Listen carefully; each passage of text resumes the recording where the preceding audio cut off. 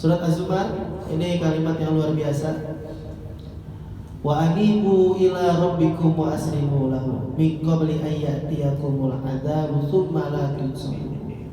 Dan kembalilah kamu kepada Allah Subhanahu wa taala.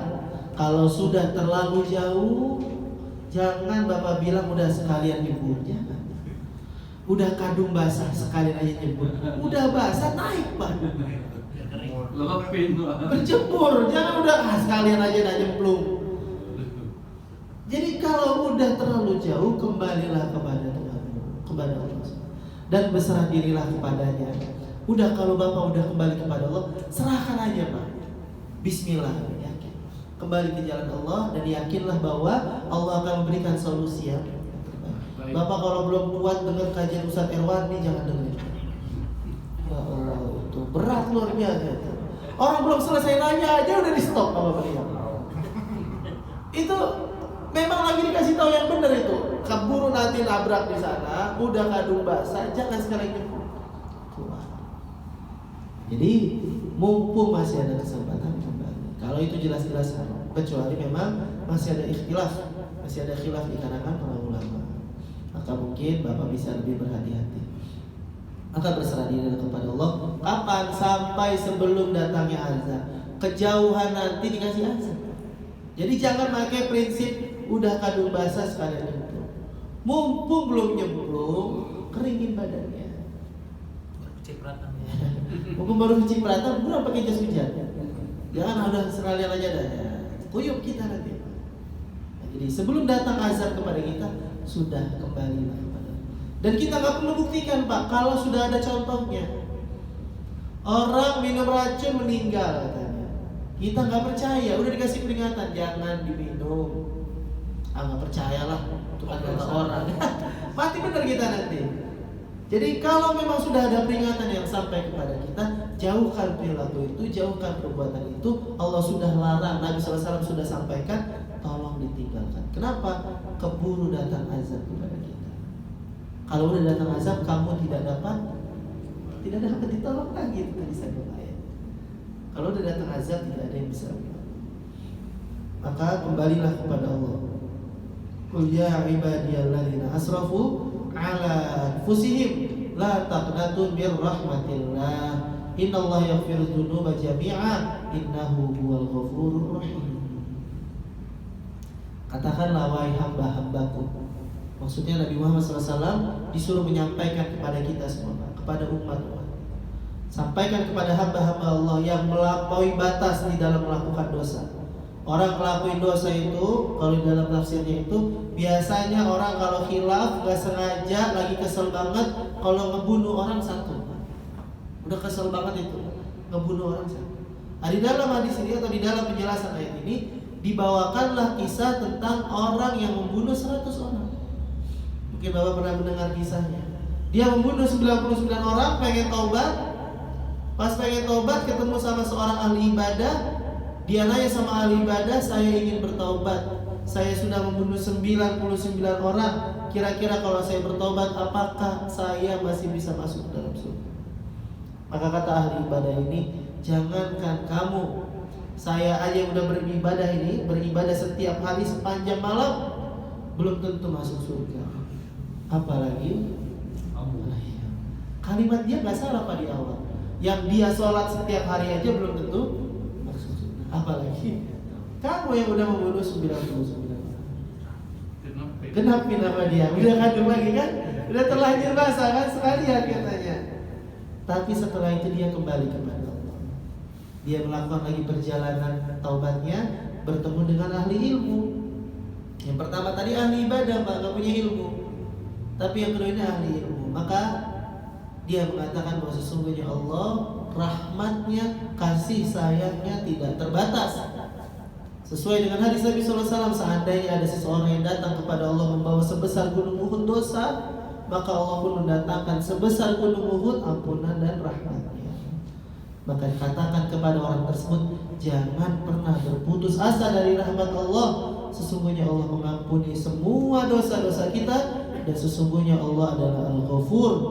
Allah itu Maha Pengampun dan Allah adalah Ar-Rahim. Allah adalah yang Maha Penyayang. Kuncinya adalah fafirru ilallah.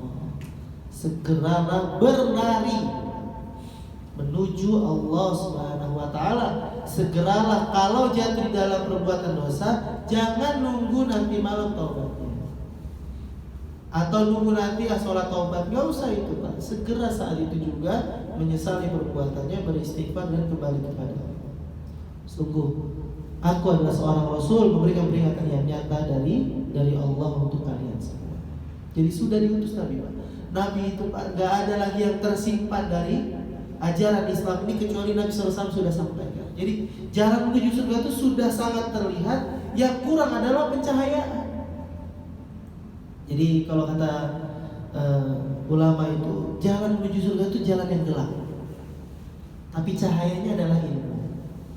Jadi jalannya udah ada, jalan menuju ujungnya sudah terlihat, cara-caranya sudah ada. Yang kurang itu adalah penerangnya, Pak. Lenteranya yang nggak ada. Maka lenteranya itu adalah ilmu. Itulah hadis Nabi SAW, man salaka tariqan yaltamisu fihi ilman sahhalallahu lahu tariqan ilal jannah. Barang siapa yang menuntut ilmu, maka dia sedang menuntut atau menuntut jalannya untuk dimudahkan ke dalam surga. Jadi dia yang berjalan menuntut ilmu, dia sedang memudahkan perjalanannya menuju surga. Kenapa? Dia sedang membawa lentera. Semakin jelaslah, semakin terang apa yang harus dia lakukan untuk sampai ke tujuan, yaitu di dalam surga Allah SWT. Maka inilah dua hal yang harus kita ingat. Jangan berpaling dari Allah Subhanahu wa taala. Jangan pernah meninggalkan perintah Allah di dalam kehidupan. Jangan pernah mengerjakan, ataupun kalau terjatuh di dalam larangan, segeralah kembali kepada Allah Subhanahu wa taala. Inilah prinsip hidup kita. Yang pertama, jangan meninggalkan perintah Allah. Yang kedua, kalaupun kita jatuh di dalam kesalahan, melakukan pelanggaran syariat, bertaubatlah dan kembali kepada Allah. Karena itulah yang terbaik. Bahwa sesungguhnya seluruh keturunan Nabi Adam pasti pernah melakukan dosa. Khata'un wa khairul khata'ina tawwabun. Tapi sebaik-baiknya pendosa adalah mereka yang segera kembali kepada Allah Subhanahu wa taala. Tetaplah berjalan walau perlahan. Teruslah meniti meski tertatih. Apa yang kita tanam hari ini, itu yang kita tuai di kemudian hari. Wallahu a'lam bishawab. Itu pada kesempatan kali ini bahwa Allah Subhanahu wa taala telah memberikan tuntunan kepada kita lewat Nabi SAW untuk bagaimana cara mendapatkan kebahagiaan dari sisi Allah Subhanahu wa taala. Pertanyaannya, bagaimana kita di dalam menyikapi semua peringatan, informasi, ajakan yang telah disampaikan oleh Allah dan Nabi SAW. Kalau kita menerima semua itu, maka kita sudah ada di dalam jalan yang tepat. Tapi kalau kita terjatuh di dalam kesalahan, maka jangan terlanjur dan lalu kita meninggalkan. Tapi kalau sudah terjatuh, maka kembalilah, bangkit dan tinggalkan itu semua. Kembalilah kepada Allah Subhanahu wa taala. Wallahu a'lam bishawab. Mungkin itu, Pak. Sebelum ditutup, mungkin ada yang mau bertanya sih. Ustaz, kalau kita sudah kembali lagi bertobatlah kembali ke jalan Allah, terus kita balik lagi, Ustaz. Maksudnya manusia kan selama hidup ada polisi lurus terus, maunya lurus. Nah, tapi kadang-kadang udah lurus, belok lagi, lurus lagi, belok lagi, itu Kumat. Betul. Kumatnya sering ya, Pak? Iya. Kalau kata para masyayikh itu, kita kayak orang yang sedang ngetik, Pak. Kalau ngetiknya salah langsung dihapus, ngetik lagi salah dihapus lagi, sampai nanti yang benar itu tertulis dengan rapi, bukan kebanyakan yang salah lalu nggak pernah dihapuskan. Salah satu keberhasilan syaitan adalah membuat seorang hamba yang berdosa merasa dosanya tidak akan dihapus. Selama tidak ada unsur kesengajaan di dalamnya, selama kita tidak pernah meremehkan dosa dan meremehkan Allah Subhanahu wa taala, maka insya Allah setiap melakukan dosa segera kembali. Walaupun memang indikator dari kata Imam Nawawi itu, taubat yang diterima itu 3. Satu, yang dia sesali perbuatannya. Yang kedua, dia tidak lakukan kembali dosa tersebut. Yang ketiga, dia melakukan kebaikan sebagai cara menutupi kesalahan-kesalahan sebelumnya. Lalu saat itu dia sudah melakukan itu semua. Sekian tahun yang akan datang dia jatuh kembali. tergelincir, tidak ada unsur kesengajaan dan lain sebagainya, maka saat itu juga kembali lagi kepada Allah Subhanahu wa taala. Mudah-mudahan Allah mewafatkan kita dalam keadaan kita sedang bertaubat, bukan sedang melakukan maksiat. Jadi jangan berputus. Sholat taubat itu nggak ada limitnya Ustaz ya. Cuman manusia kan kecenderungannya berbuat salah terus ya. Dia tahu salah, ya kan, kerjakan, tobat lagi, salah, tobat lagi. Itu ada limitnya nggak tobatnya itu? Tobat itu nggak ada limitnya.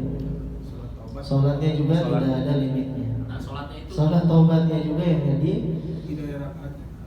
perlu kita perjelas bahwa sholat taubat itu mungkin husnuzon saya adalah orang yang habis melakukan dosa lalu dia bermunajat kepada Allah diiringi dengan sholat sunnah 2 rakaat terlebih dahulu. Nah, sebaiknya kapan sholat taubat? Kalau sholat itu ahsannya ya Pak, walaupun memang sebenarnya definisi sholat taubatnya sendiri itu kan tidak pernah ada dalam penjelasan Nabi SAW. Tapi tentu waktu yang terbaik itu adalah saat dia melakukan dosa. Kalau nunggu nanti malam, nantilah sholat tahajud saya sekalian taubat. Ya kalau sampai nanti malam. Karena umumnya kan dilakukan malam. Iya, memang waktu terbaik itu untuk sholat itu kan memang qiyamul lail. Terusnya boros. Tapi sekalian nanti pas qiyamul lail mungkin pikir dia, silakan. Tapi siapa yang bisa jamin waktu dia hidup sampai qiyamul lail? Ya, nunggu hari Jumat dan tobatnya itu kan sebaik-baiknya hari. Berarti kan kapan aja bisa. Kapan saja silakan. Karena kan selama ini orang lakuinnya malam. Iya, sama kayak sholat hajat. Nah itu. Siapa yang terbaik? Ya sholat hajat itu sholat dia setelah sholat dia bermunajat kepada Allah. Waktu yang terbaik untuk sholat sunnah itu kan sebenarnya kapanpun Pak. Kalau sholat sunnah mutlak. Kalau sholat sunnah qiyamul lail itu kan memang punya keistimewaan yang lain itu kan sholat tahajud. Nah, jadi kalau sholat taubat memang Bapak anggap sholat taubat itu ada, jangan tunggu qiyamul lail. Keburu waktunya, udah malah dosanya tadi subuh lagi kan. Masih lama itu Pak qiyamul lailnya nanti. Jam zuhur udah meninggal. Belum sempat sholat taubat katanya. Bagi yang meyakini adalah sholat sunat taubat, maka diistighfarkan, ditaubatkan, disesali. Berjanji untuk tidak mengulangi. Mau nanya tentang, saya pernah mendengar satu diskusi kan, yang intinya begini, rahmatku mendahului murka. Nah itu saya beberapa kali dengar, cuman belum mendapatkan penjabaran yang ini lah tentang hadis tersebut. Mungkin bisa dijelaskan. Terima kasih Ustaz. Assalamualaikum. Assalamualaikum warahmatullahi wabarakatuh. Jadi ya betul Pak. Bayangin aja Pak, ada orang udah puluhan tahun dia melakukan perbuatan dosa. Pas dia udah taubat, dia meninggal, udah dianggap hilang itu semua dosa-dosanya dia itu. Meninggal dalam keadaan husnul khotimah. Kalau memang taubatnya benar. Kita suka membaca hadis-hadis yang tentang seorang perempuan memberikan air minum kepada seekor anjing. Sebenarnya bukan karena air minumnya yang diberikan kepada seekor anjing, Pak. Dia sudah taubat dulu dari perbuatannya itu sebagai perempuan jalanan itu. Setelah itu dia punya amal solih. Amal solihnya adalah memberikan air. Ini menjadi kaidah bahwa berbuat baik itu kepada siapa aja, hatta kepada seekor anjing yang dianggap hewan yang memiliki najis. Tapi karena rahmatnya Allah itu luar biasa, maka Allah tunjukkan itu kepada seorang hamba didahului daripada atau mendahului daripada murka. Kalau Allah murka kepada orang tersebut, udah diazab juga. Fir'aun itu Pak, kurang sayang apa Allah sama Fir'aun itu? Sampai akhir masanya itu, menjelang mau meninggal dunianya itu, mau ditenggelamkan itu, Allah masih tunjukkan kuasanya lewat tongkatnya Nabi Musa. Diperlihatkan air laut itu setinggi tembok-tembok. Harusnya Fir'aun itu sadar Pak. Dan Allah itu lagi nunjukin kasih sayangnya bahwa ayo kembali. Itu penjelasan para ulama itu. Fir'aun aja yang begitu bengisnya, ya Allah masih tunjukkan nida'ur rahman. Sebenarnya ada panggilan kasih sayang dari Allah Subhanahu wa taala. Allah enggak pengen. Cuma memang karena orangnya udah ngeyelan, susah dikasih tahu, ya jadi ya. Itulah bahwa rahmat Allah itu memang mendahului daripada murka-murkanya. Bahwa Allah tuh sayangnya luar biasa. Pengennya sih gak ada yang masuk neraka. Tapi sayangnya memang kita ini ngeyel. Udah dikasih tahu, ustaz udah pada ngingetin, guru-guru udah pada ngasih tahu, masih ngeyel. Jadi nggak tahu mau gimana lagi caranya. Padahal Allah sudah tunjukkan kasih sayang. Berapa banyak orang yang nanti sudah tercatat sebagai penghuni neraka, Allah maafkan dosanya di dalam kehidupan akhirat. Karena memang rahmat Allah mendahului daripada murkanya Allah Subhanahu wa taala. Itu lagi. Ada nggak ciri-ciri taubat diterima? Cirinya 3 tadi Pak, itu kata Imam Nawawi ya Pak ya. Bapak misalnya taruhlah dosanya riba misalnya, maka orang yang diampuni daripada dosa riba itu, kalau menurut penjelasan Imam Nawawi itu yang menjelaskan tentang tubuh ilallahi taubatan nasuha, itu cirinya 3. 1, orang itu nyesal dengan perbuatannya, bukan justru ya minjem segitu doang. Dulu gua mah pas belum hijrah gua minjemnya, apa yang dia berbangga-bangga dengan dosanya nih ya, mantan napi, bangga dia sama mantan narapidana. Berarti dia tidak nyesali dengan perbuatannya. Harus yang pertama adalah dia menyesali perbuatan tersebut. Yang kedua, kalau sudah disesali maka ditinggalkan, jangan lagi dilakukan. Seperti orang istilah sekarang itu taubat sambal. Orang makan sambal itu kan dia tahu pedas Pak, tapi terus sama berhenti Pak, terus aja dia. Padahal dia tahu itu pedas dan dia kesusahan sendiri makan gara-gara kepedasan, tapi dia cuek aja. Nah, maka kalau sudah tahu itu salah, maka tinggalkan. Jadi ciri yang kedua adalah orang tersebut meninggalkan perbuatan dosanya. Dan yang ketiga, dia menggantikan waktu-waktu dahulunya dia di dalam perbuatan dosa itu dengan sekarang melakukan banyak kebaikan sebagai bentuk kafarat atau sebagai bentuk pengganti daripada dosa-dosa yang dulu dia lakukan. Jadi cirinya 3. Dia menyesali, dia meninggalkan, dan dia mengganti waktu-waktunya dulu dengan sekarang banyak melakukan kebaikan. Oh, sudah jam 1. Mungkin itu yang bisa saya sampaikan. Yang benar datang dari Allah dan Rasulnya, yang salah dari saya dhaif. Kita sempurnakan dengan kafaratul majlis. Subhanallah. Terima kasih. Assalamualaikum warahmatullahi wabarakatuh. Waalaikumsalam warahmatullahi wabarakatuh. Sampai ketemu di Selasa minggu depan. Insyaallah.